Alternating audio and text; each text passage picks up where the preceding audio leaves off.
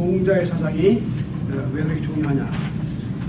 이 말씀을 제가 드리기 전에 한마디 제가 하고 가야겠는데, 제가 좀 학교에서 이제 이렇게 가르치는 과목 가운데 뭐 여러 가지 과목을 가르치는데, 우리 학교에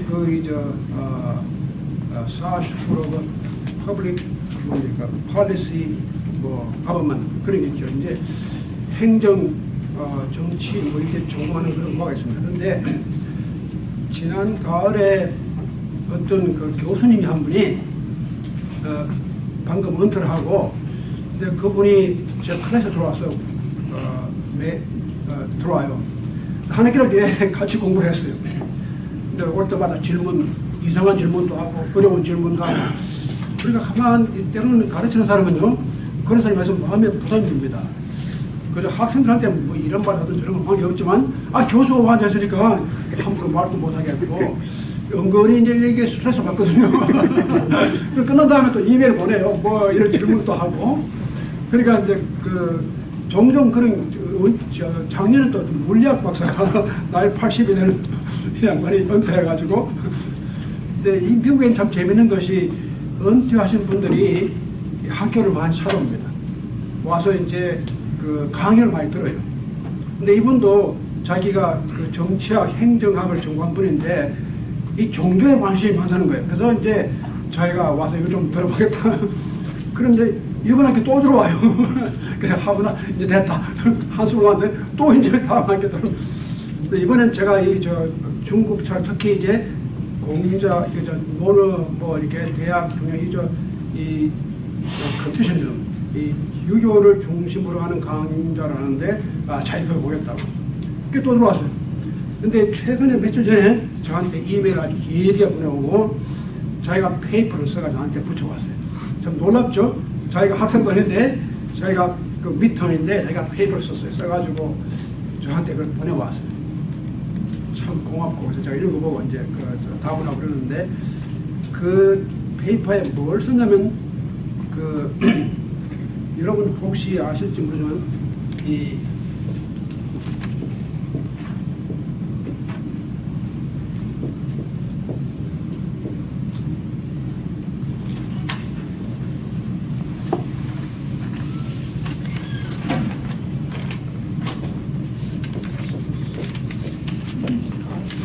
칼 야스퍼스 이름 안 들어보세요. 아주 유명한 분인데, 이분이 독일에서 태어나가지고 스위스랜드 들어왔었는데, 이분이 사이카이트리스트, 정신분석학자입니까? 사이카이트리스트, 그리고 철학가, 필라소프고. 근데 프로이드도 그렇지만 정신분석하신 분들이 그런 걸 많이 해요. 철학이라든가 이런 걸. 근데 칼 야스퍼스가 뭘로 유명해졌냐면, 이분이 책을 하나 썼는데, The Origin and Goal of History, 역사의 기원과 종말, 역사의 기원과 목적, 그런 책을 1953년에 출판했어요. 근데 그 책이 굉장히, 그 외에도 다른 책을 많이 썼지만, The Origin and Goal of History, 역사의 기원과 목적, 이렇게 쓴 책인데, 그렇게 긴 책은 아닌데, 이 책이 왜 그렇게 유명해졌냐면, 칼 야스퍼스가 그 책에 무슨 말을 했냐면, 역사를 보니까 기원전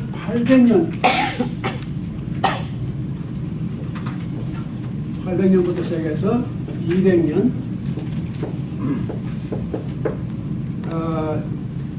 이 사이에 공자도 나오고 노자도 나오고 맹자도 나오고, 인도에는 우파니샷, 그 다음에 거기 자이니즘도 나오고, 그 다음에 그리스에서는 소크라테스, 뭐 플라톤, 뭐 이런 분들이 많이 나오는데, 그 시대, 그리고 이제 구약의 예레미야, 뭐 제레미야, 이사야, 뭐 예레미야, 이런 분들이 다들 아주 나온 굉장히 중요한 역사적인 시기가 바로 이때 나왔다. BCE 800년서부터 200년 사이에, 한 600년 사이에 이런 분들이 동서에 관계없이 인도, 중국 이쪽엔 지중해 쪽에서는 그리스 다 나왔다는 거예요.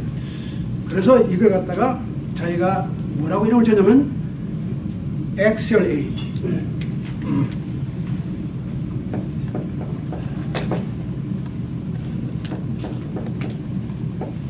우리말로 말하면 이게 이제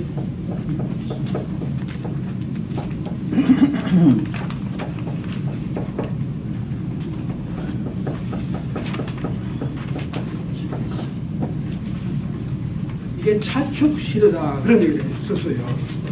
네, 여러분 다 엑셀을 얘기했어요. 자동차도 엑셀이지 않습니까? 이게 그 엑셀 에이지가 이때 등장했다.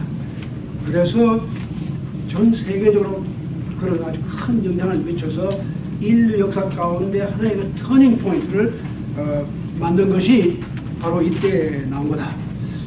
그래서 차축 시대, 우리말로 우리 번역하는데 엑셀 피어리언, 엑셀 에이지. 근데 그 중에 이제 여기에 공자가 들어갑니다. 근데 이제 제 프레스 나오신 그 교수님이 왜 공자가 칼 야스파스가 말하는 엑셀 에이지의 사상가로 들어가느냐 하는 그 이유를 몇 가지 쭉 자기가 한 6가지 골라가지고 글 썼어요. 근데 굉장히 아주 잘 분석을 해가지고 자기가 그 렉처를 듣고 읽은 대로 보니까 이 공자님이 왜 야스파스가 이 사람을 엑셀 에이지에 넣는가. 그걸 자기가 이 책을 칼 야스파스의 The Origin and the Goal of History 책을 직접 인용하면서 하나하나 한 6가지를 쭉 나열해가지고 왜 공자가 여기 속하느냐. 정말 아주 좋은 그 페이퍼를 보내줬어요. 근데 이제 지금 그 미국의 지성들 가운데서도 공자를 우리가 어떻게 읽느냐. 말도 다르고 문자도 다르고 생각하는 방향도 다르고 그런데 얼핏 보면은 공자가 좋은 분이니까 좋은 말을 하고 그냥 말았겠지 이렇게 지나가고 마는데 그것이 아니다. 여기에 인류 역사가 이렇게 하나의 전환점을 갖다가 만들어주는 중요한 역할을 했다. 그런데 그 중에 하나가 어떤 점이 들어가냐면 이제까지는 인간이 절대적으로 의존할 하나님에게 의존하든지 타자에 의존하든지 그런데 이때부터 그 의존이 타율적으로 바깥으로 나가는 게 아니라 자기 자신 속으로 다시 돌아오는 거예요. 내면화되는 거예요. 이런 것이 인도에도 일어나고 또 중국에도 일어나고 그다음에 물론 말할 것이 그리스도 일어나고 그래서 이런 그 운동이 문화에 관계없이 약속이나 한 듯이 이렇게 몇백 년 사이에 다 일어났다. 근데 그 중에 하나가 공자의 생각이 상당히 혁명적인데 뭐냐면 그 전까지는 그 역사를 보면 중국의 역사가 상나라, 은나라, 주나라 근데 그 고대 역사 가운데는 제가 늘 말씀드리지만 그런 게 많았어요. 그 예식도 많고 그 신에게 바치는 것도 많고 그런 게 많았거든요. 그 상제라는 이름도 그때 나온 건데 근데 주나라 때 와서 점점 그게 없어져 가고 하늘, 천이라는 개념이 등장했거든요. 원래가 중국에서는 이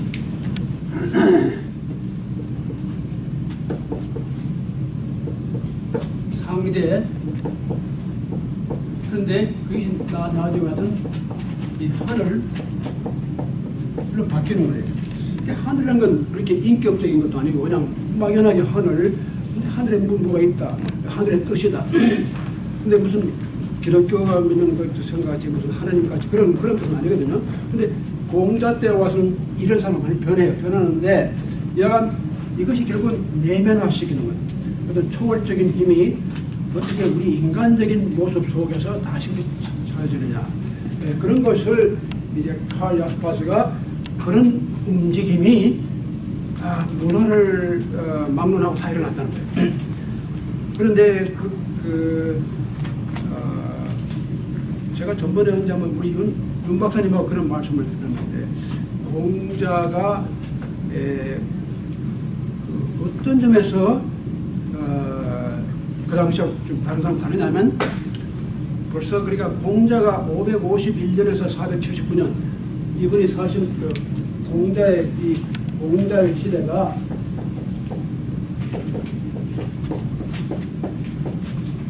다 BC입니다.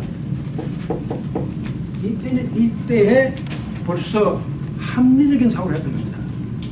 그러니까 그렇게 뭐 막연하게 이렇게 주먹구구 서가고 뭐 이렇게 그 무조건 우리가 운동으로 받을 그런 게 아니고, 어떤 일을 좀 이성적으로, 합리적으로, 그리고 프랙티컬, 현실적으로 생각하는 것. 이런 것이 이 당시만 해도 참 드물었는데, 공자는 이런 생각을 했던 거예요. 그래서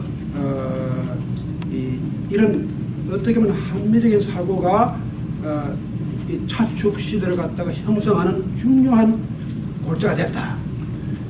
그런데 서양 역사 가운데면 중세 때는 그게 또 다 없어져요. 없어지고 교회 분위기가 지배하니까 이 교회가 다 인간의 사상도 결국은 독립적이고 자주적이고 자유스러운 생각이 아니라 교회 권위 속에서만 생각하는 거예요. 그러다가 16세기에 이제 종교 개혁이 일어나고 이러는 바람에 또 그게 이제 바뀌어지면서 인간의 자유와 그다음에 개인의 권리와 신과 인간이 직접 이야기할 수 있는 것, 중간에 매개체를 거치지 않고, 이런 생각이 점점 이제 강해지고, 그리고 그 후에 17세기에 뭐가 나오면 계몽 사상이 나옵니다. Enlightenment. 이 계몽 사상이 굉장히 중요한 건데, 17세기에 서구에서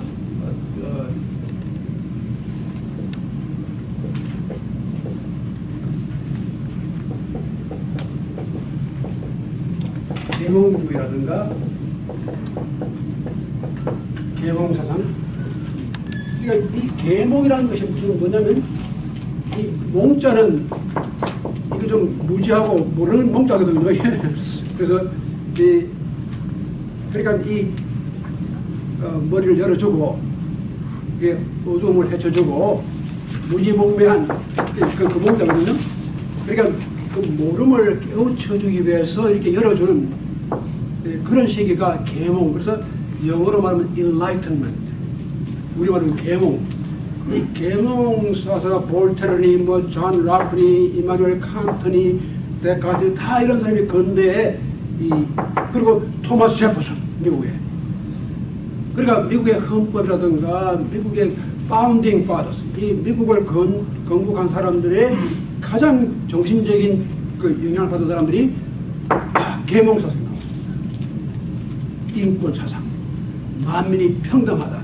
여러분 제퍼슨 메모를 가시면은 거기에 제퍼슨의 쓴 글이 나오지 않습니까?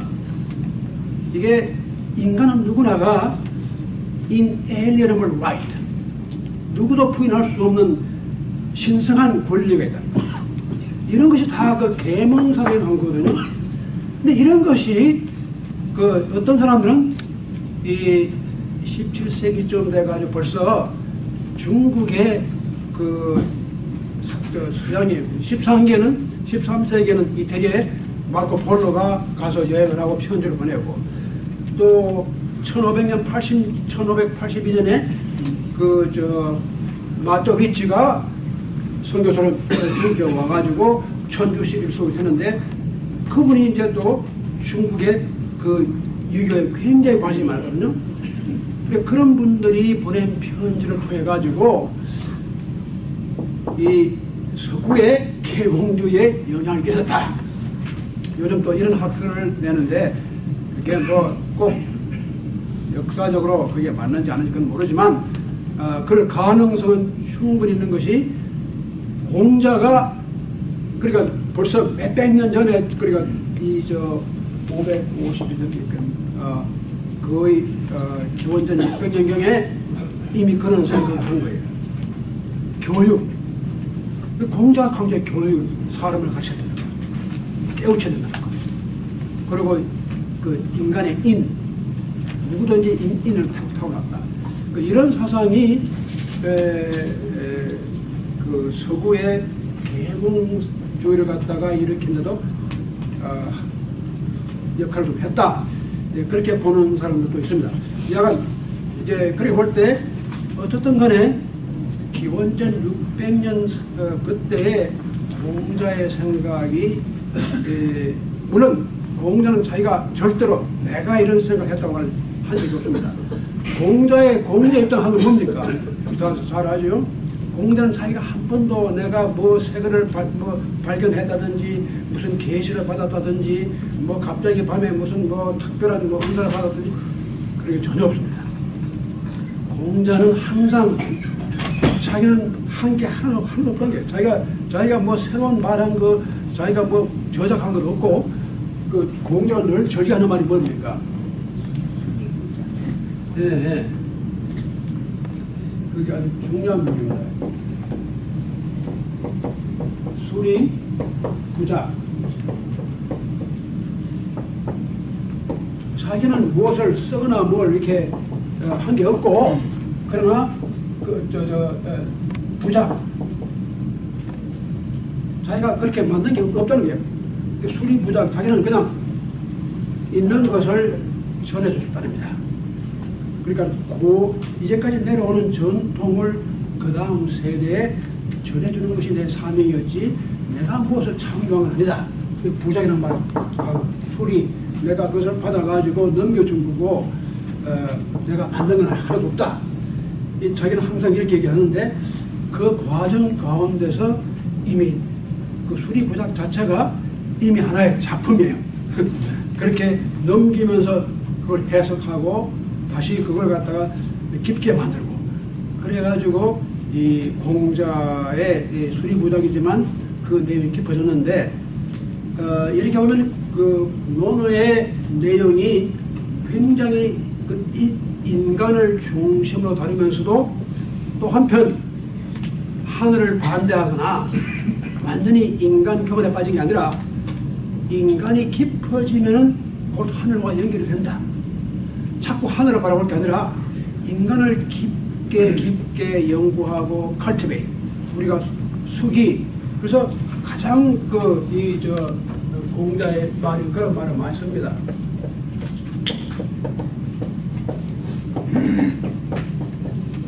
수기치인 자기를 닦고 남을 다스리는 이 한문에 항상 기자가 나오면 이건 자기를 말하고 인자는 남을 말합니다.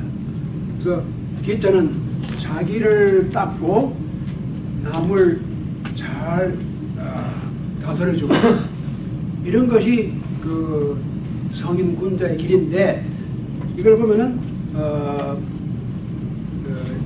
뭐 내성 외왕 이런 것도 있더라고요. 그런데 그 공자의 기본적인 입장은 결코 인간 중심으로만 산다는 것이 아니라 인간의 내면의 깊은 그 인간적인 이해를 하게 되면 그것이 곧 하늘과 연결이 되는 거다. 그래서 서구가 말하는 인본주의하고 달라요. 세속적인 휴머니즘하고 달라요. 약간 그래서 그러나 그만큼 공자는 인간을 단순한 인간의 개인의 권리를 주장하는 그런 인간이 아니라 인간의 심화된 것, 공동체, 가족, 심지어는 하늘까지 연결되는 그런 인간을 생각했던 거거든요. 그런데 이제 오늘 제가 이건 배경을 말씀드리고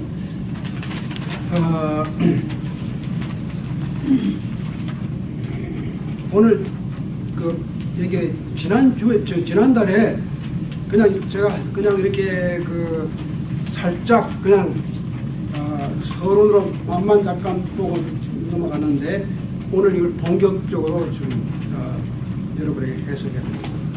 이 8입니다. 8번 8인데 이 문장이 굉장히 중요합니다. 이게 말은 몇 개 안 되지만 자활, 흥, 의시, 입, 을에, 성, 의악 시와 예와 악입니다. 참 중요한 이 공자 사상 가운데 시와 예와 악 이 세 가지가 굉장히 중요한 사상인데 제가 오늘 고백을 하겠네요. 제가 이걸 아무리 훑어봐도 다들 중국 학자나 한국 학자나 미국 학자나 그렇지 시와 예와 악이 그래 놓고는 그 다음 시가 뭐며 예가 뭐며 악이 뭐냐 하는 걸 설명을 해야 되는데 대개 학자들이 설명을 그냥 적당히 넘어가고 말아요. 그래서 이게 참 안 되겠다. 그래서 이걸 저도 그냥 적당히 하고 넘어갈까 이렇게 생각을 하다가 그래서 없겠고 어쨌든 이걸 되든 안 되든 내 나름대로 해석을 해야 되겠다. 그런 사명감을 느끼고 그래서 제가 이걸 한번 시도를 해봤어요. 그러니까 시가 뭐냐, 예가 뭐냐, 악이 뭐냐, 왜 흥이라는 흥을 돋군단 말이죠. 시로서 이렇게 돋구어주고 흥을, 그 다음에 예로서 일어서고, 그 다음 악으로서 모든 걸 이룬다. 이 기가 막힌 말씀인데 이 말씀이 무슨 뜻을 가지고 있느냐, 여러 가지 제가 이걸 좀 이렇게 좀 상상도 해보고 이렇게 명상도 해보고, 근데 이 많은 그 주석서들 가운데 살펴봐도 이걸 시원하게 대답을 하는 게 시와 예까지만 얘기해서 악은 점점 더 애매해져요. 그런데 우리가 중요한 것은 이제 오늘 본격적으로 이 시와 예와 악이 뭐냐 하는 것을 좀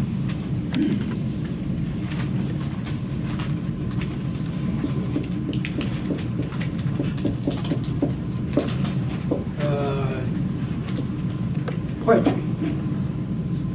여기에 시를 쓰시는 분들이 많이 계시는데 우리 워싱턴에도 문학부인이 시하는 시가 뭐냐? 그리고 사서가 있는데 제가 말씀드린 사서 외에도 6경, 5경, 6경 있는데 시경이 있습니다. 시가 얼마나 중요하냐 하면 공자 이전부터 그 클래식 고전 가운데 시경이 있었습니다. 시경이 있고 그 다음에 이제 또 뭐가 있냐면 서경이 있고 그 다음에 또 뭐냐면 시서, 그 다음에 이게 예가 있고 그 다음에 춘추가 있고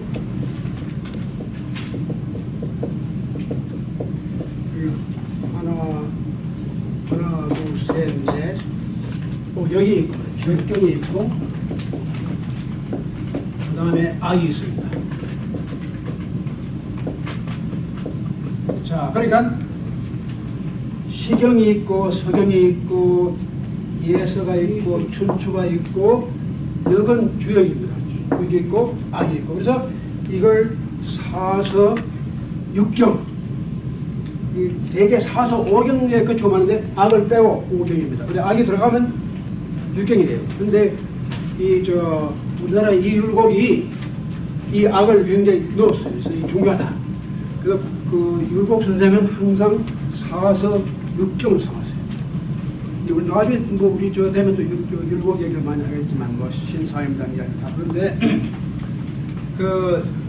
이 시가 그래서 시경이 굉장히 중요한 책인데 정다산이 여러 가지 정다산이 강진에 유배대에 가서 18년간 유배대에 갔거든요. 넓은 18년간 안식년을 받아가지고 그래서 정말 상상할 수 없을 정도로 많은 책을 썼어요. 그 당시에 거기에 강진에 앉아가지고 중국에서 청나라에서 대중 고정학이라든가 일본에서 다 모아가지고 정말 했는데 책도 많이 쓰고 그 중에 그분이 거의 시를 썼는데 3,000개 가까운 시를 썼습니다. 다산 정약이 놀라운 겁니다. 근데 시를 그렇게 중요하게 생각했는데 제가 나중에 이제 기회 되면 서경과 예경과 춘추가 이 서경은 역사책입니다. 중국의 고전 그 상나라 때부터 시작해가지고 주나라에 거친 역사책. 예경은 이제 우리가 그 예서란 게 이제 있고, 춘추는 노나라 시대의 역시 역사입니다. 그리고 역은 그 다 주역. 그래서 우리가 뭐 음양 그다음에 또 8배, 이 64배까지 나옵니다. 그래서 여기 굉장히 중요한 그 공자 역을 많이 보면서 여기는 이제 그다음에 이제 악역 나오는데, 자 우선 시를 봅시다. 시가 왜 그렇게 중요한가? 시가 유교 전통에서는 시를 쓴다는 것이 단순히 그냥 뭐 사랑하는 입을 위해서 내가 보고 싶다 뭐 이걸 쓰고 무슨 구름이 지나가고 무슨 뭐 물이 아름다고 이런 서정시라든가 그런 로맨틱한 그런 시가 아니고, 이 시가 인간을 가장 정직하고 자기의 가장 죽음과 삶을 놓고 심각히 고민할 때 나오는 시가 바로 시입니다. 그래서 시가 그 말이 정화되고 자기 삶이 완전히 정화되어 가지고 입으로 막 터져 나오는 것이 시입니다. 시는 자기가 쓰는 게 아닙니다. 시가 자기를 씁니다. 그래서 시인이 되죠. 이게 참 중요한, 화가는 저 그림을 그리는 화가인데, 소설가는 소설을 씁니다. 근데 시인은 시가 안 그러고 시인입니다. 그러니까 우리 시를 쓰려면 자기가 시가 되어야 돼요. 자기 삶이 시가 되고 자기가 시가 되어야지만 거기서 시가 나와요. 그러니까 내가 시를 쓴다고 쓰는 게 아니라 시가 자기를 이끌고 할 때, 그때 비로소 시가 되는 겁니다. 제가 예를 좀 드릴게요. 그런데 예를 들어서 우리 한국에서 가장 많이 애송되고 사랑받는 시가 무슨 시입니까? 통계를 내면 가장 많이 지금 읽히는 시가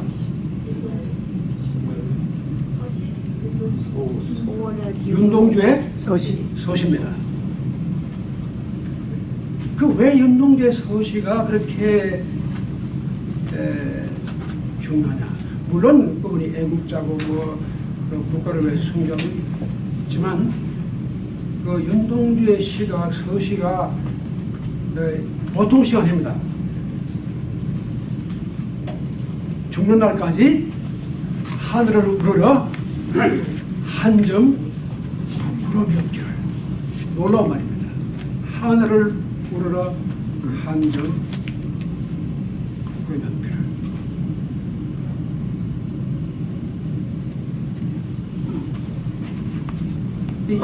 그게 이제 시작이 되는데, 그렇게 해서 뭡니까? 잎새에 이는 바람에도 내가 괴로웠다. 그게 아주 인간으로서 가장 절정적인 순간입니다. 하늘과 땅을 봐서 자기 마음이 그렇게 여리게 된 겁니다. 잎새에 이는 바람에도 괴로워했다.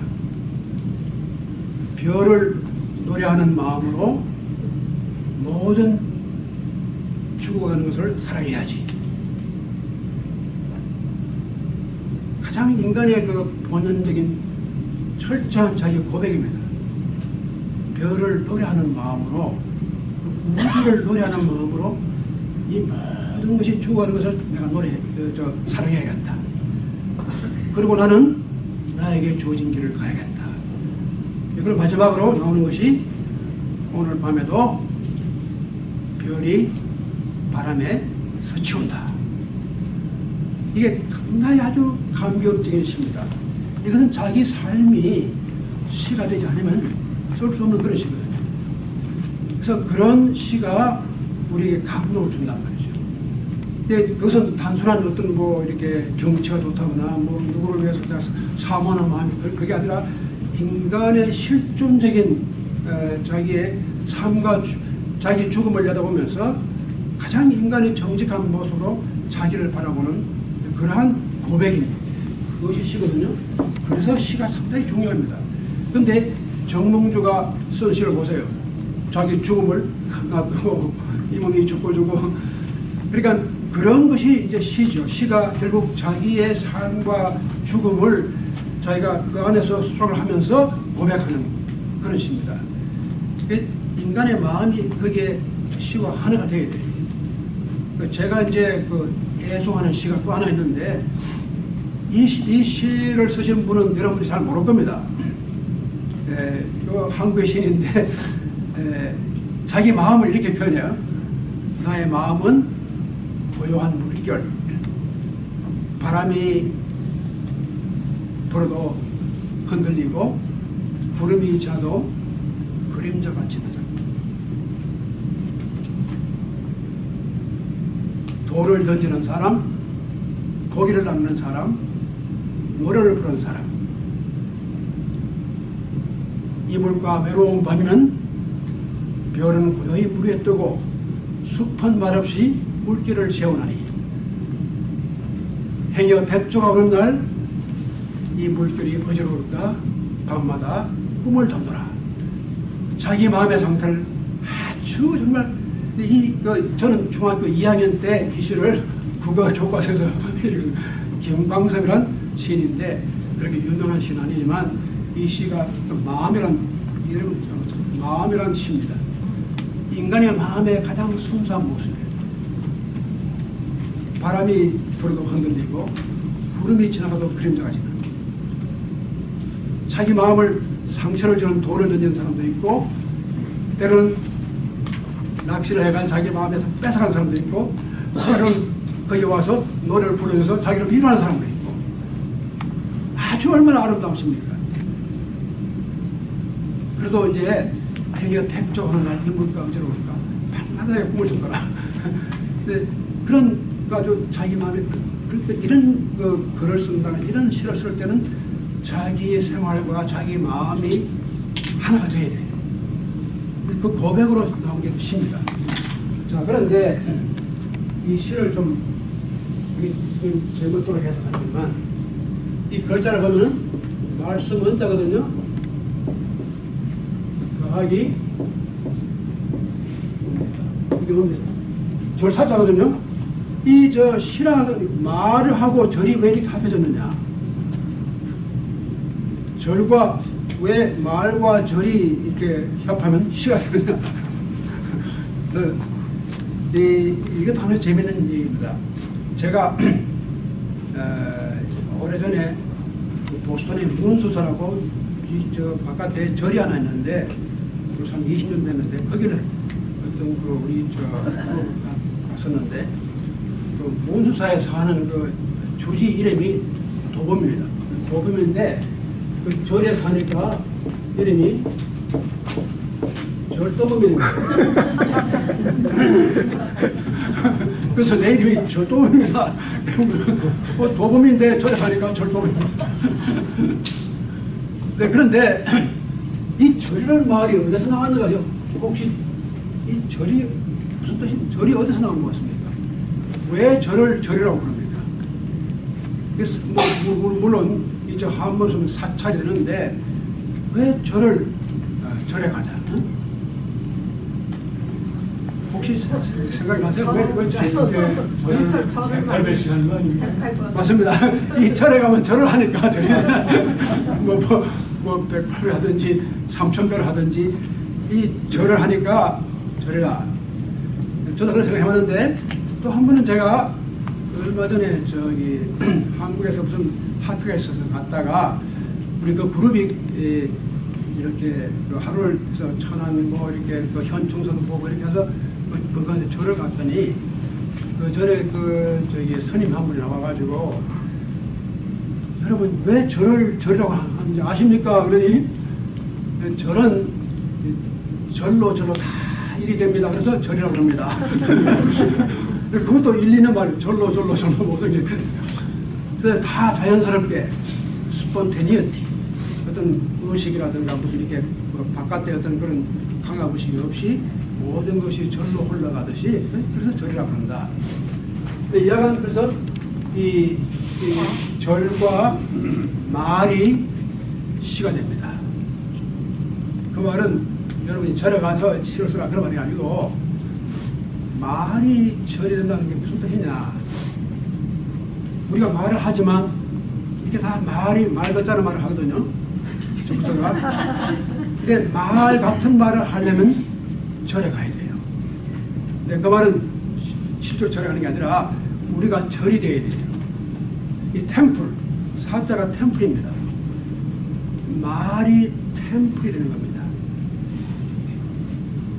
쉽게 말하면 말 그 자체가 성화되는 거예요.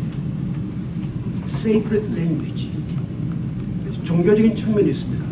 말이 그냥 말이 아니고 말이 아주 그 말이 그 크리스탈라이즈 아주 정화되고 심화되면 그 말이 sacred language. 그래서 절이 들어갑니다. 그러니까 그런 어떤 템플 이 템플이라는 말을 갖다 너무 우리가 무슨 이렇게 바깥에 무슨 이렇게 건축 그렇게 생각하지 말고 템플은 자기입니다. 성경에 보면 사도 바울이 우리 몸을 뭐라고 했습니까? 우리 몸이 바로 성전이에요. 그러니까 우리가 그 성전을 따로 몰려 가는 게 아니라 내 몸 자체가 내 바디가 내 마음뿐만 아니라 내 바디가 그것이 성전이에요. 그래서 내 삶 속에서 말이 성화될 때가 그것이 시가 되는 거예요. 그만큼 시가 자기를 수련하는 사람, 그 자기를 끝없이 숙이친 자기를 수련하는 사람은 그 말에서 시가 나와요. 근데 그 시가 보통 시가 아닙니다.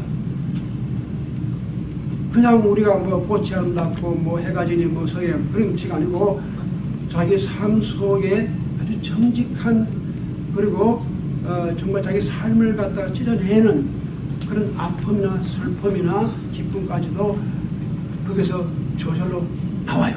참을 수 없이 나옵니다. 자기가 이렇게 컨트롤하는 게 아니라 시가 자기도 모르게 터져나오는 겁니다.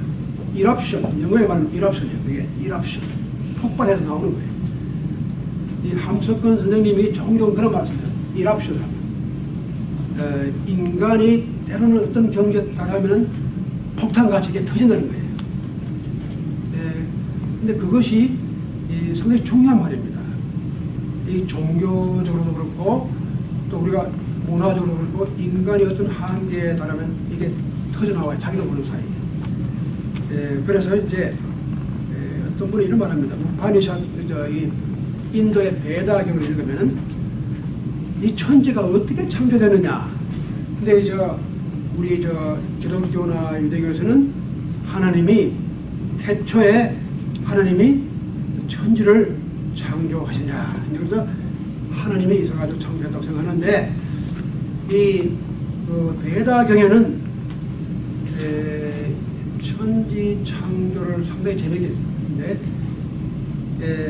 하늘이 어떤 신이 창조를 하지만 그 신마저도 그 신이 이 우주와 같이 움직이다가 폭발해버리면 그게 창조가 되는 거다.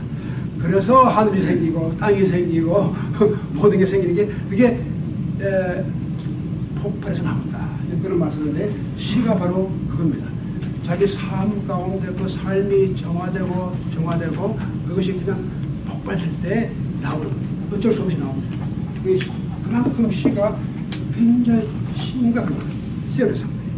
그래서 시를 내가 물론 우리가 시를 쓰는데 시를 쓸 때는 그 시를 쓰는 것이 고통이 갑니다.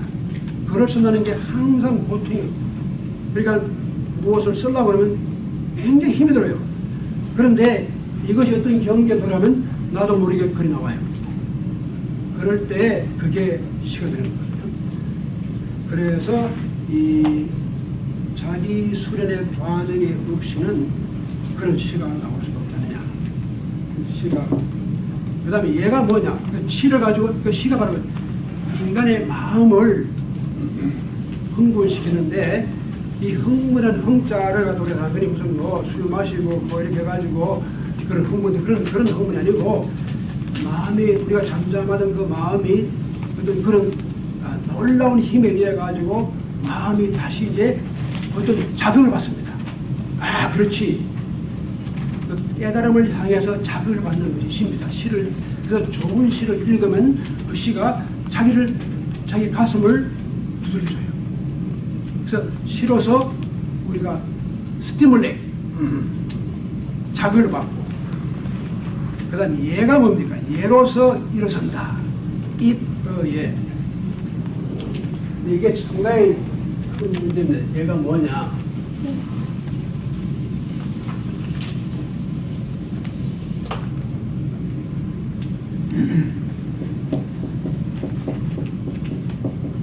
이 한문의 글자를 보면은,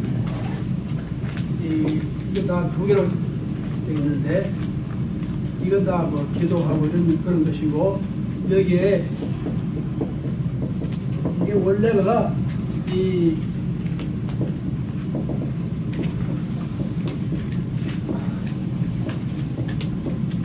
이게 이제 상형부터니까 그 축대 위에다가 음식을 넣고 이제 뭘 끓여놓고 기름이 무락무락 올라가는 모습이 이 글자예요. 그래서 이것이 제사라든가 하늘에 뭘 올린다거나 그럴 때 다 이게 들어갑니다. 얘가. 근데 예라고 하는 것이 상당히 중요한데, 특히 공자가 예를 어떤 분은 그래, 논어의 가장 중요한 부분은 두 개인데, 하나는 인이고 또 하나는 예다. 그런데 얘가 뭐냐? 그 공자가 인도 정확히 설명하지 않고 얘도 정확히 설명하지 않았어요. 그래서 문제인데, 우리가 그걸 이제 여러 가지로 추리해야 되는데, 인과 같은 그 중요한 사성이 인이라는 말이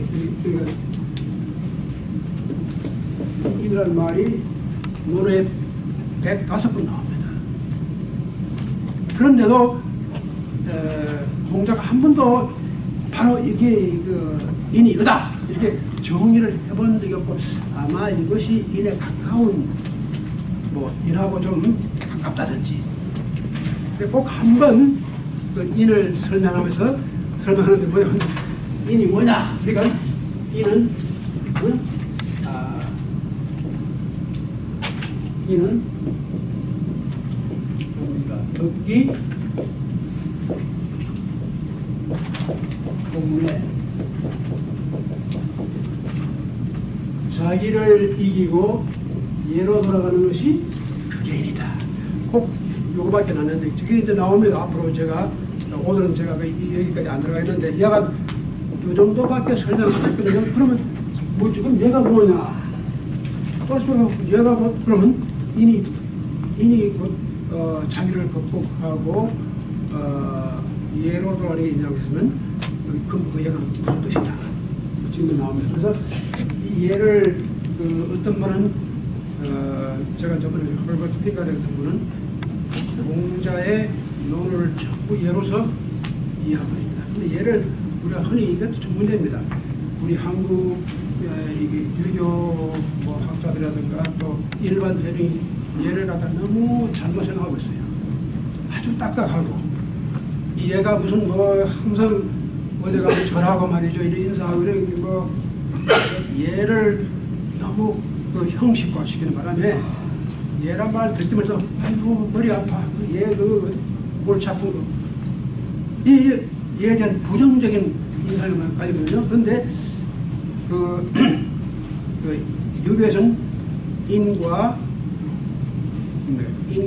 의와 예와 지, 이 네 가지가 굉장히 중요한 덕목입니다. 그런데 맹자 때 와서 네 가지가 그 사단으로 나오면 중요합니다. 중요한데 얘가 뭐냐? 쉽게 말하면 사람의 이 모든 생활이라든가 인간의 활동인 얘가 없으면 안 돼요. 그만큼 얘가 아주 근본적으로 중요합니다. 이 예를 우리는 흔히 잘못하면 무슨 제스처, 무슨 뭐 매너, 무슨 에티켓 뭐 이런 거, 대포룸 뭐 이런 식으로 하다가 서양에서 흔히 말하면 그렇게 뭐 이렇게 예의를 차치한다는 얘기, 뭐 음식 먹을 때 뭐 포크를 어떻게 받고 뭐 어떻게 왼손에 먹느냐 오른손에 먹느냐 이런 것이 근데 그런 게 아닙니다. 물론 그런 것도 포함은 하지만 비교적인 예는 훨씬 더 심오합니다. 인간 삶 그 자체가 예입니다. 그래서 우리가 예가 없이는 사람이 될 수 없다는 겁니다. 우리가 그럽니다. 공자가 우리 흔히 그런 말 씁니까? 혼례, 장례 이게 다 예입니다. 그렇죠? 그리고 신례, 무예 예를 얼마나 저 정도전이가 조선을 이제 건국할 때 그 문을 세우는데 저 남쪽에 세운 문이 뭡니까?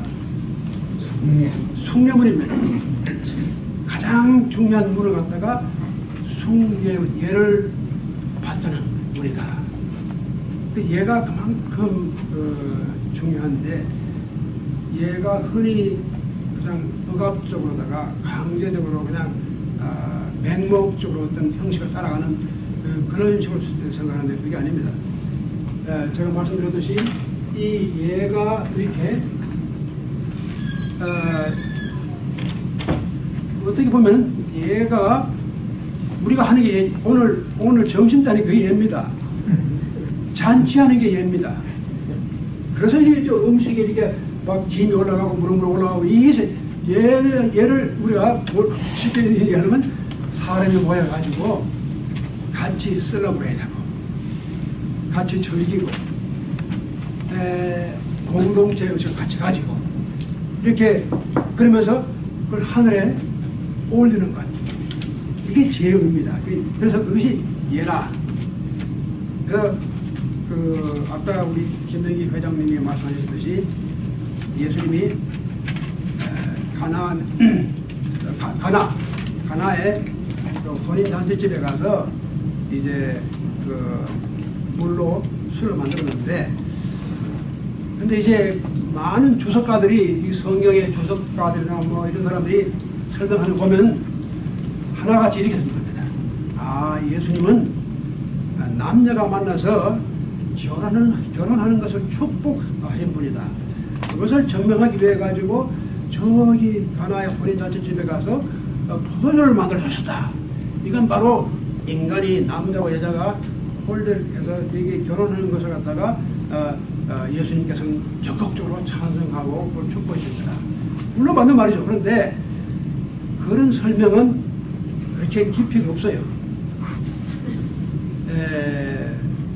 왜냐면 예수님이 거기 갔을 때 무슨 뭐 자기가 이거 내가 이거 결혼하니까 거기 가야겠다.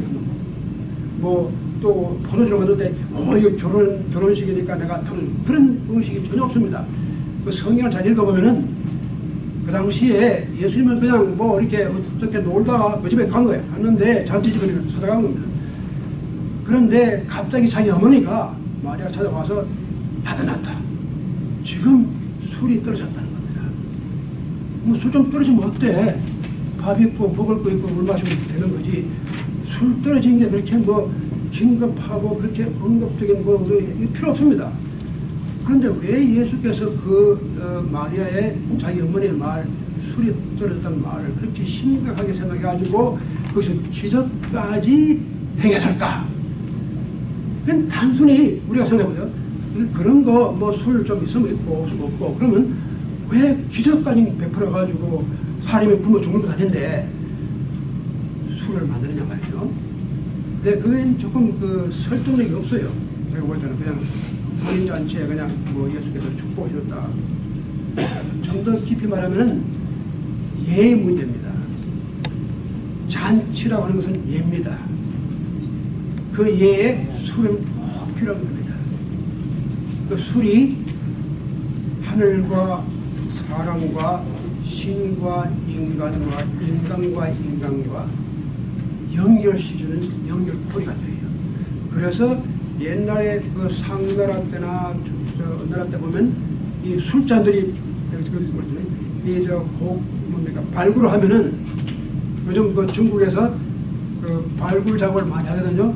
1973년에는 마왕도 이런 데서 이 발굴을 하고 1993년에는 그 박셉이라는 데서 발굴했는데 거기에서 서로 도덕경도 나오고 그게 뭐 여기 나오는데 술병들이 많이 나와요. 기가 막히게 전부 술잔 술병. 여러분 저 박물관에 가보면요 다 술병 술잔이 얼마나 많은지 말 못해요. 왜 이렇게 술잔이 많을까? 그게 다 제사 때 씌워진 겁니다. 그만큼 그때 그런 게 많은 거예요. 그래서 술이라는 것이 인간의 그 예가 이루어지기 위한, 그리고 우리가 조상들, 이 뭡니까, 그 제사 지낼 때 반드시 술이 들어야 합니까? 그걸 갖다가 영어로 말하면 libation 이런 말을 많이 씁니다. 이건 단순히 술을 마시는 게 어떤 의뢰에 의해 가지고 종교적인 절차에서 마시는 그런 술을 갖다가 라이베이션. 이거는 문화에 관계없이 다 가지고 있는 그 전통이에요. 그런데 바로 이런 점에서 볼 때 예수는 이걸 이해한 거예요. 어떤 잔치나 어떤 예는 이 술을 가지고 이것 떨어지면 이 잔치가 안 되는 거예요. 이해가 안 되는 거예요. 그러니까 그게 어떤 긴박성을 예수님 느끼고 이거 술이 없으면 안 된다. 그래서 아마 기적까지를 베풀면서 술을 만들었지. 그 뭐 요즘같이 이렇게 뭐 세상에 뭐 술 없이도 뭐 잔치하고 다 하는데 그것 때문에 뭐 그 예수가 기적까지 쓰면서 술을 만들었다고 아무 생각이 이해가 안 가요. 그런데 이건 반드시 그 당시에 종교적인 의식으로서 술이라는 게 굉장히 중요한 위치를 차지했다. 그렇게 보시는 거죠. 그런데 여간 예로서 일어선다. 그 말이 무슨 뜻이냐면 실을 가지고 흥을 돋궈주고 자극을 시키고 그런데 예가 없이는 이것이 일어서지를 못해요. 예가 있어야지만 그것이 적절하게 자기 자리를 찾아가요. 예라고 하는 게 바로 어떤 세레모니라든가 잔치도 다 어떤 형식과 격식이 있습니다. 그걸 따라서 해요. 그래서 그런 것이 어디에 설 때 서고 앉을 때 앉고 이런 전체적인 맥락이 있습니다. 그것이 바로 이 삶 가운데 내가 누구를 만나고 누구와 같은 악수를 하더라도 내가 쓸데없이 남의 여자의 손을 잡아요. 큰 신뢰가 되는 거예요. 저번 요즘 같은 무슨 성추행 뭐 이렇게. 그러니까 이제 우리가 악수를 한다고 해도 그 악수 자체가 이게 좋으냐 나쁘냐 이게 이제 그렇게 판단을 할 수 없는 게 그 상황에 따라서 어떤 상황에서는 그 악수가 굉장히 중요합니다. 내 마음을 이렇게 보여주고 내가 그 사람을 내가 안아준다고 하는 감싸준다고 하는 표시도 되고 참 중요합니다. 그런데 그런 상황이 아닌 경우는 상대방이 아주 불쾌감스러웁니다. 그러니까 이게 바로 예입니다. 예라고 하는 것은 형식적으로 틀에 박힌 것이 아니라 주어진 상황에서 어떻게 그 상황을 가장 아름답게 뜻있게 만들어주는 것이 예입니다. 그 김희갑이란, 여러분 옛날에 김희갑이란 요즘 뭐 이 젊은 분들은 김희갑이 누군지 모르죠. 옛날에 뭡니까? 김희갑이가 참 유명한 배우입니다. 근데 김희갑이가 사람을 잘 웃기거든요. 근데 김희갑이는 이렇게 얼굴만 봐도 웃음이 나거든요. 이상하게 얼굴만 나타나면 웃음이 나요. 그래서 초상집을 못 간대요. 그러니까 그 적절히 안 맞으니까 그 상황 속에서 유교의 윤리가 요즘 그 현대 서구에서 그 ethics 윤리라고 있지 않습니까? 뭐 윤리, 한국에는 마이클 샌더스가 뭐 저스티스 그래가지고 뭐 굉장히 윤리 난리인데 약간 윤리라고 하는 것이 뭐냐 따져보면은 윤리가 단순히 어떤 행위만 선하다 악하다 하는 게 아니라 주어진 상황에서 어떻게 우리가 일을 행사하느냐, 이것이 유교적인 윤리입니다. 유교적인 윤리는 선과 악을 미리 가정한 게 아니라 그 선과 악이 어떤 상황에서 어떤 환경에서 우리에 맞을 경우는 acceptable. 그러나 우리에 안 맞을 경우는 unacceptable. 그거예요. 그래서 어떤 분들이 인류학자들이 이 선과 악이라는 개념은 굉장히 서구적인 개념이다. 원래 우리 한국에는 어떤 인류학자가 한국어 그런 책을 썼는데 한국에는 선과 악이라는 존재가 그런 존재적인 그런 사상이 원래 없었다는 겁니다. 그런데 상당히 일리 있는 얘기예요. 설득력 있는 얘기예요. 우리가 악이라는 것도 그 악을 쓸 때 항상 형용사로 많이 씁니다. 악취, 뭐 악기후. 근데 악 자체라고 하는 것은 없다는 겁니다. 우리 한국적 사고방식에 우리가 어떤 리추얼, 어떤 예에 그것이 맞을 때는 그것이 acceptable, 그게 좋은 것이죠. 그게 맞지 않을 때는 그것이 그래서 disease, disease란 말이 disease, 이 자지 않단 말이죠. disharmony. 그래서 disease란 말 쓰는데 그런 것 뿐이지 사실은 그렇게 그게 저 자체가 그래서 뭐 악하다 선하다 이게 그 기독교에는 10계명 유대교나 기독교는 10계명이 쫙 있지 않습니까? 그런데 그 유교에는 10계명이라는 그런 계명이 없습니다. 그러니까 어떻게 하면 이것이 예에 맞느냐, 예가 아니다, 예 맞다, 이걸 중요하셔야 돼요. 그러니까 그 예는 이미 만들어진 것이 아니라 주어진 상황 가운데서 우리가 어떻게 남을 보려는가, 자기를 극복하고 예에 들어가라. 그것이 곧 인이다. 내 마음 가운데 인이라는 마음이 있으면은 그 행동이 어떻게 예에 맞게끔 나오는지 나와요, 이게. 그래서 그 전체가 다 예입니다. 그래서 이런 예가 그만 이 조선조 우리 유교 사상이 너무 예를 갖다가 객관화시켰거든요. 1, 2, 3, 4 이렇게 만들어 놓으니까 거기에 맞으면 다 예고 거기에 안 맞으면 예가 아니고. 그래서 그런 것은 어떻게 보면 아주 원래적인 그 공자의 생각과는 거리가 먼 게 아니냐. 그리고 그 상황에 따라서 우리가 그 보는 것, 우리가 situation ethics, 그 ethics 윤리라고 하는 것이 어떤 객관적인 어떤 범주를 세우는 게 아니라 어떤 상황 속에서 우리가 그걸 억셉트하느냐. 여러분 잘 아시지만 공자가 자기 자서전을 썼는데 이게 좀 많이 쉽지만 공자 그 논을 보면은 공자가 자기 자신에 대해서 아주 간단하게 한 줄로 표현하겠습니다. 아주 간단하게.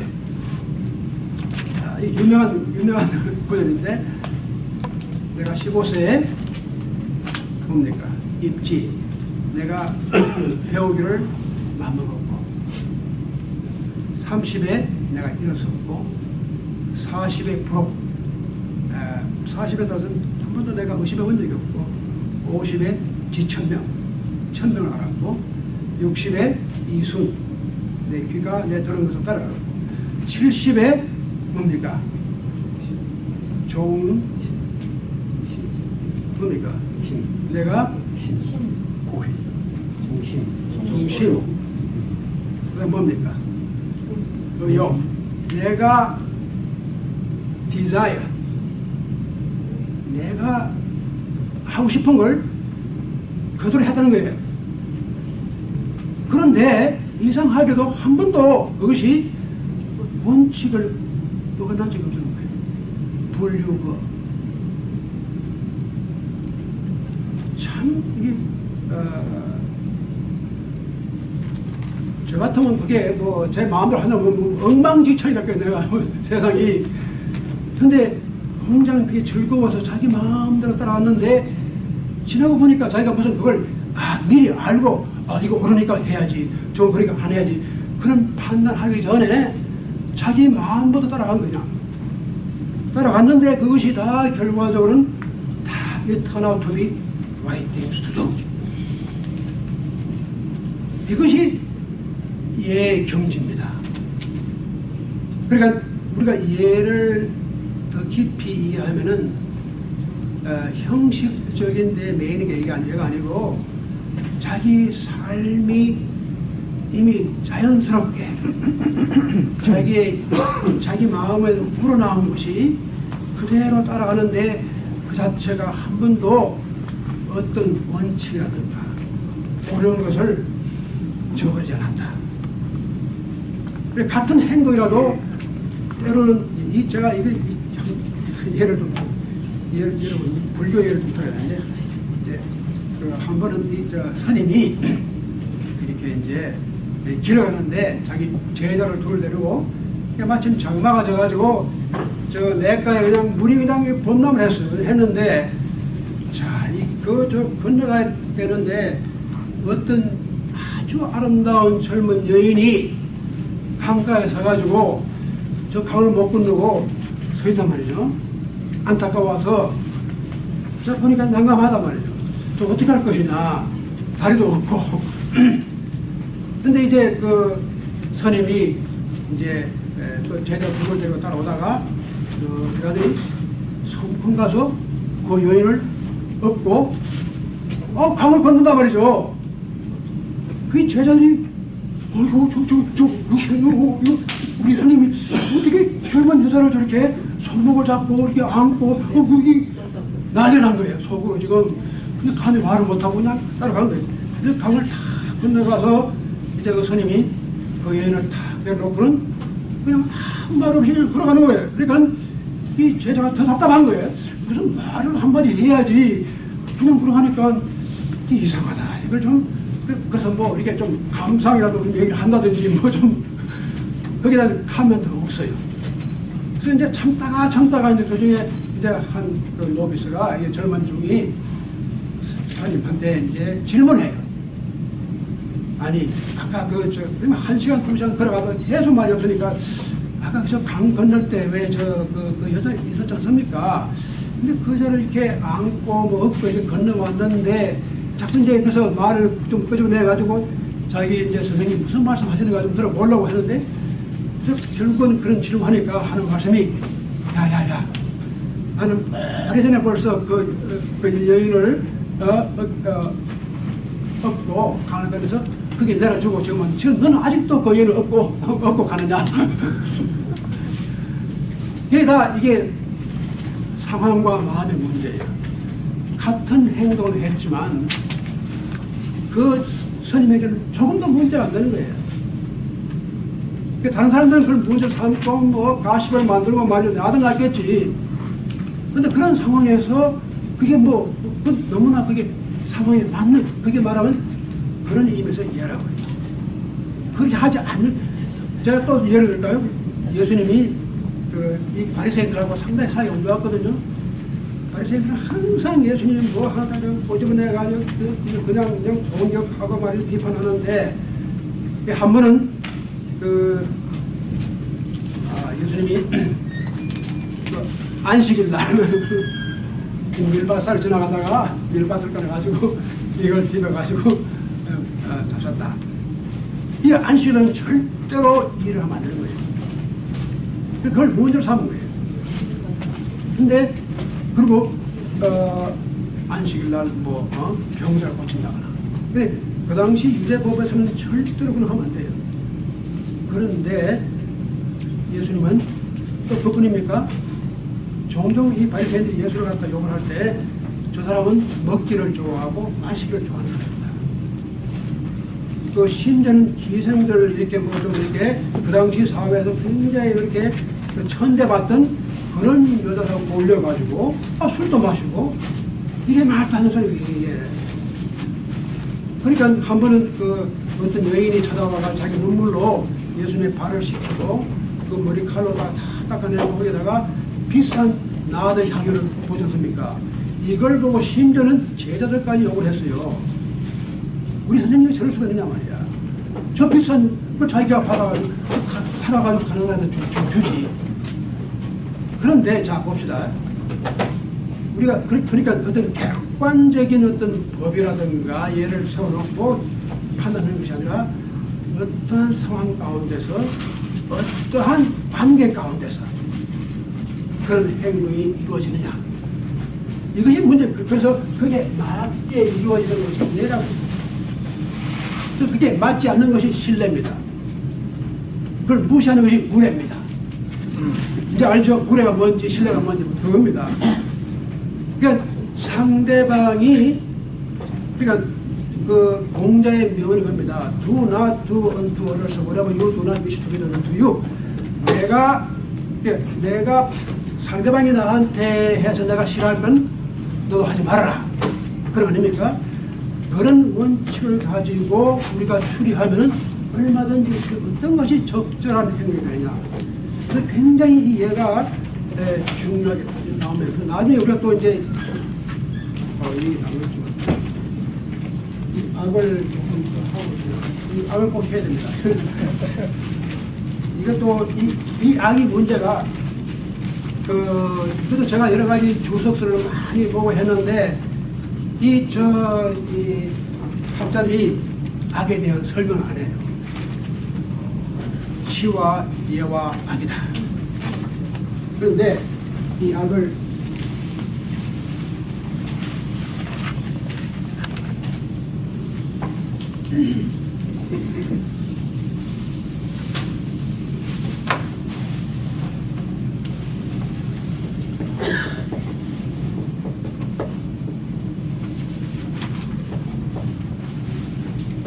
이걸 악이라고 하기도 하고 낙이라고 하기도 하죠.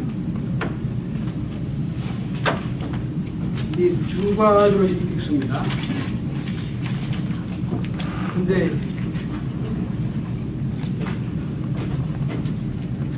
시로서 흥을 돋구어서 자극을 받고 그 다음에 일어서는 겁니다. 예를 따라서 그게 적절하게 일어서는 겁니다. 마지막 단계가 악입니다. 이게 뮤직 그렇게 말해요. 악이라 갖다가. 그런데 이게 우리가 말한 그런 뮤직하고 달라요. 이 고전에 보면 이 악이라는 것이 물론 궁중악, 악이라는 거예요. 옛날 다 코트 뮤직, 궁중에서 행해지는 악이라는 게 있었습니다. 근데 이 세종대왕이 박연을 시켜가지고 이 악을 정했습니다. 여기 멜론 대학에 누굽니까? 갑자기 이름이 프로바이디 이걸 연구했어요. 세종대 악을 참 놀라운 이 외국분이 그런 걸 하셨는데 그래서 소리를 정리하는 게 상당히 중요합니다. 그러니까 나라가 질서가 잡히려면 소리를 정리해야 된다. 그래서 이 악을 굉장히 중요시하고 또 지금도 성균관에 가면은 1년에 한 번씩 유교 전통의 악이 있는데 이것도 중요한 것이 요즘 중국 사람들이요 거의 100년간 그만 유교 전통이 흐지부지 없어진 것이 특히 1949년에 마오가 혁명하고 붙으면 다들 없애버렸으니까 전통이 끊어져 버렸어요. 최근에 다시 중국의 사람들이 보내가지고 한국에 와가지고 그걸 배워가요. 이것이 원래 우리 유교 전통의 그래서 그게 굉장히 거기에 여러 가지 인수를 많고 굉장히 그게 아주 세련되어 있습니다. 근데 이제 그게 하루 종일 걸려서 그런 행사를 하는데 그 악이라고 하는 것이 왜 그렇게 중요하면 악이 인간의 모든 감정과 인간의 모든 느낌을 갖다가 한 곳에 모아줘요. 그래서 소리로 표현해줘요. 그래서 악을 굉장히 그래서 악경이 있고 그래서 육경 가운데 하나가 악경이 그 공자가 악을 굉장히 중요하게 생각했고 자기가 악을 좋아했어요. 소리를 좋아했어요. 그런데 이 악이라고 하는 것이 우리 인생 생활에 다 우리의 소리입니다. 즐거운 소리예요. 그래서 이 악자가 낙자하고 같아요. 그죠? 뭡니까? 모노의 하기장 첫 번 오프닝 라인. 이게 뭡니까? 그 논어의 첫 구절이 뭡니까? 다 아시죠? 학이 시섭지 부력 열호화. 뭡니까? 유궁이 저번 방매하니 부력 낙호화. 낙으로 시작합니다. 이거가 기가 막힙니다. 처음 시작이 낙입니다. 다른 성경은 뭐 천지가 어떻게 창조됐고 뭐 이건데 이 논어는 인간의 삶을 낙에서 삽니다. 이 굉장히 중요한 건데 왜 우리 유교가 항상 고리타분하고 수구 골통이고 말이죠. 이 저 항상 그냥 이게 아닙니다. 즐기는 겁니다. 낙입니다. 근데 그 즐김이 뭐 그렇게 돈을 많이 들여가지고 무슨 뭐 굉장한 데 가서 그 즐김이 아니라 자기의 가장 가까운 삶 가운데서 즐기는 게 낙입니다. 그러니까 친구가 찾아와서 같이 차 한잔 마시는 게 낙입니다. 그리고 자기가 배운 것을 한 번 더 익혀보면 그게 속에서 우러나오는 희열, 기쁨입니다.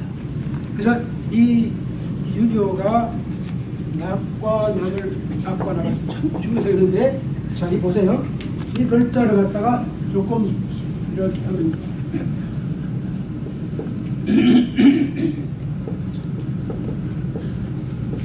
이게 뭐가 됩니까? 약이 됩니다. 이게 우리가 정말 즐겁고 삶의 낙을 가지면 그게 약입니다. 약이 다른 게 약이 아니고. 그러니까 이게 다 의미가 이 한문에게 상당히 그 깊은 의미가 숨어 있어요. 그래서 우리가 같이 뭐 이렇게 노래도 부르고 같이 이렇게 이 즐거움을 나누고 그런 삶 속에 낙이 있고 악이 있고 그게 바로 약이다. 그래서 그 풀조자가 들어가면 약이 됩니다. 그래서 그것을 뭐 우리 약이라는 게 사실 그게 제일 중요한 약입니다. 우리가 인간이 자기 삶 가운데서 가장 비근한 구체적인 삶 가운데 사는 거. 그러니까 공자 그런 말하죠. 낙을 말하는데 저희가 이렇게 거칠은 음식을 먹고 물을 마시고 이 팔로 이렇게 곡괭이하고 이렇게 잠을 자더라도 그 속에 낙이 있다. 그리고 불의로다가 얻은 재산은 저 공중에 흘러가는 구름같이 왔다 갔다 하는 거다. 그런 말이에요. 그러니까 그 아주 삶에 단순하고 정직하고 아주 구체적인 삶 가운데서 자기의 그 낙과 악을 찾는 것이 그것이 자기 삶의 성취입니다. 그 도덕 군자가 된다고 하는 것이 별거 아닙니다. 이런 자기 주어진 삶 가운데서 어떻게 자기가 그 속에서 참 아름다운 음성을 들었습니다. 그 삶의 음성이 그것이 하나의 멜로디가 될 때 그게 삶이 성취가 되게 돼요. fulfill. 그래서 나왔죠? 성것이 이뻐의 성이 이룰 성자입니다. 성도 악으로서 이룬다. 삶이 이루어지는 것이 뭐 그렇게 대단한 자기가 무슨 뭐 대통령이 되고 뭐가 돼서 이루는 게 아니라 자기 주어진 삶 가운데서 가장 기본적이고 가장 단순한 것 가운데서 그 속에 아름다운 음이 있고 낙이 있고 그 속에 즐거움이 있을 때 그 삶이 이루어지는 거다. 이게 정말 놀라운 말씀입니다. 그러니까 이런 것을 우리가 생각하면은 우리가 유교에 대한 그 새로운 이해를 어떻게 하느냐 하는 그런 생각하게 됩니다. 지금 시간이 됐는데 제가 제가 자꾸 말씀드리면 배만 고파질 것이고 이 정도로 제가 하고 저기 우리가 여기 저 삼청에 지금 근데 그 여러분이 길을 잘 모르고 혹시 그 외에 무슨 다른 뭐 질문할 게 있으면 여기 좋고 거기 가서 하십니다. 네, 거기가 저 가는 길을 모르시면 그냥 같이 따라오면 됩니다. 여기서 엘리베이터 타고 삼청에 올라가서 거기 저울지는 데가 있는데 동쪽 제일 저쪽 건물 제일 끝쪽에 큰 방입니다. 예. 그리고 참 우리 올라가서 소개를 그러니까 저 하면서 소개를 해드리겠습니다. 예, 그러니까 한번